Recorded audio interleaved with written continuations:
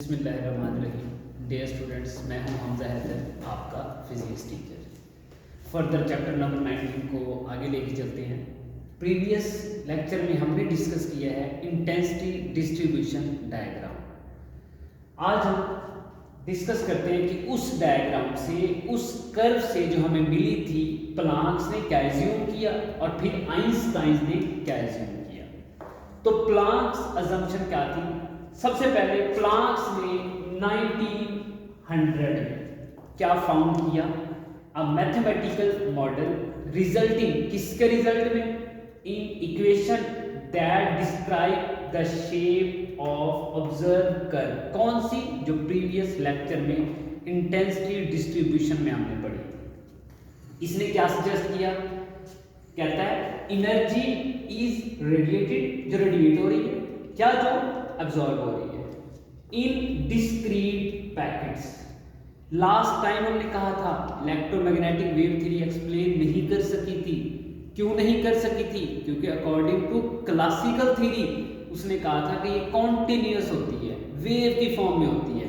But इसने कह दिया कि नहीं, ये किस में होती है? इन डिस्क्रीट पैकेट्स, छोटे छोटे दानों की शेप में होती है। और उनको क्या कह दिया इसने? उसने कहा कि दीज आर क्वांटा। ये जो डिस्क्रीट पैकेट्स हैं, इनको उसने क्या कह दिया? Quanta, rather than continuous wave. जो क्लासिकल ने कहा था, उसने कहा था ये ऐसा नहीं होता, ये क्या होता है? ये डिस्क्रीट पैकेट्स होते हैं जिनको हम बोलते हैं क्वांटा। और फिर ईच क्वांटा, जितने भी पैकेट्स आ रहे हैं, जितने भी दाने आ रहे हैं, हर क्वांटा एक अपनी सिंगल फ्रीक्वेंसी के साथ रिलेट कर रहा होता है। Associate with radiation of single frequency. हर किसी की सिंगल अपनी एक फ्रीक्वेंसी होती है और एनर्जी उसकी कितनी होती है? वो टोटली डिपेंड कर रही होती है उसकी फ्रीक्वेंसी पे। Energy is directly proportional frequency. Proportional खत्म करेंगे, ये किसने बताया है? प्लांक्स बता रहा है। हम कांस्टेंट यूज करेंगे एच, जिसे बोलते हैं प्लांक्स कांस्टेंट। वैल्यू क्या होती है? 6.63 cross 10 raise to minus 34। Unit है जाउल सेकंड। बेटा जाउल सेकंड हमने फर्स्ट ईयर चैप्टर नंबर 5 में पढ़ा था कि ये और किसका यूनिट होता है? ये होता है एंगुलर मोमेंटम का।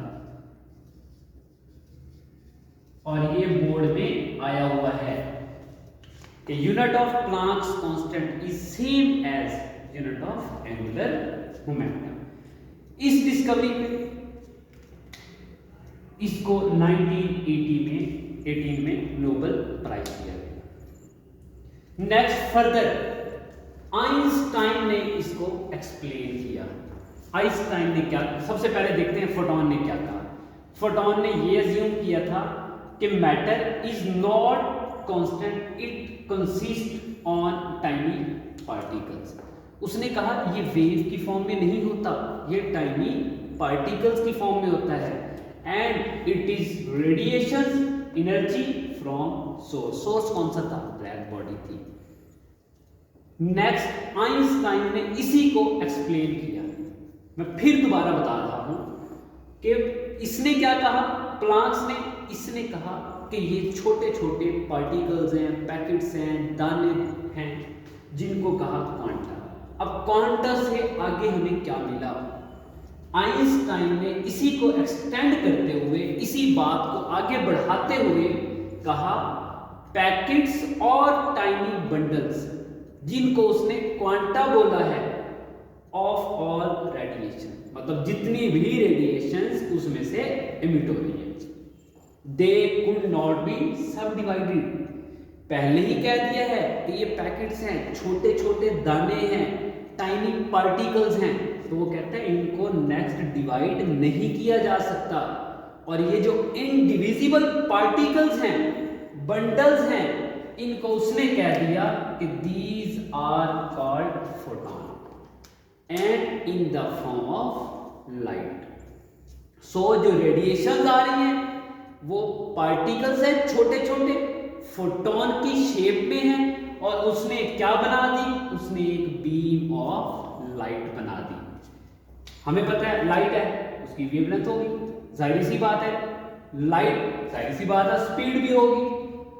अगर वो बीम ऑफ लाइट है तो उसकी स्पीड को किससे डिनोट करते हैं?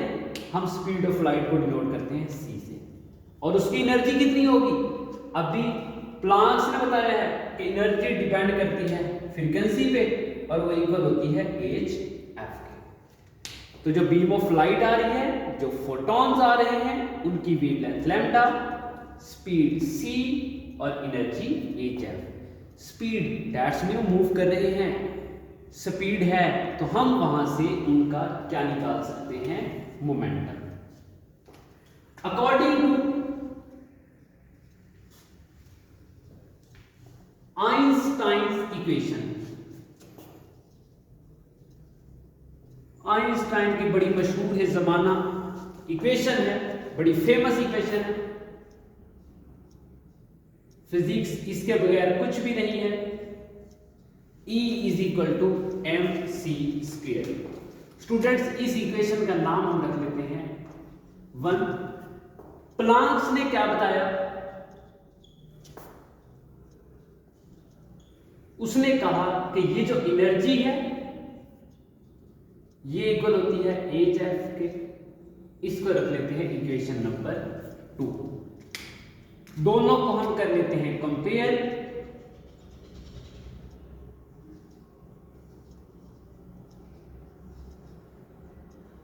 H F is equal to M C square.